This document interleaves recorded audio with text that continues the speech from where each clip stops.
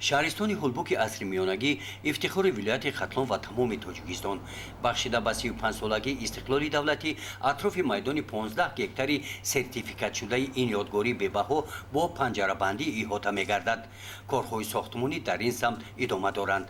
абдулло хоҷазода, директори маҷмӯаи таърихи кишваршиносии ҳулбук, ба мо иттилоъ доданд ки ин панҷарабандӣ ба истиқлоли 35-солаи тоҷикистон бо мақсади ҳифз кардани таърих мебошад, то ин ки фарзандонамон аз гузаштаашон ифтихор намоянду ояндаи бузург созанд. тӯҳфаи дигари ҷашнӣ ин нашри ин китоби нав бо номи хутали қадим мебошад.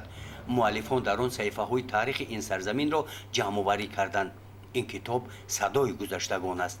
ин китоб китоби илмӣ, пажӯҳишӣ ва адаби бадиӣ аст ки барои ҳар нафаре ки оиди маълумоти илмӣ, таърихӣ ва пажӯҳишие ки аз ибтидо то ба имрӯз дар вақти пажӯҳиши олимон, муҳаққиқон ки мукаммал рӯи кор омад ва фикр мекунам ки ин яке аз ҳамон беҳтарин маводҳои илмӣ барои ҳар як нафаре ки таваҷҷӯҳ ба таърихи ин манотиқ ва ба таърихи миллати тамаддунофари тоҷик дорад.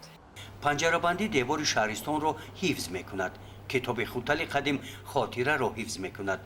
ҳар дуи онҳо барои як мақсад нигоҳ доштани таърих ба хотири оянда рӯи кор омаданд. шаҳристони ҳулбук бори дигар нафас мегирад. гузориши хоҷа назриев, худойназар зуҳров аз ноҳияи восеъ барои барномаи иттилооти Навид.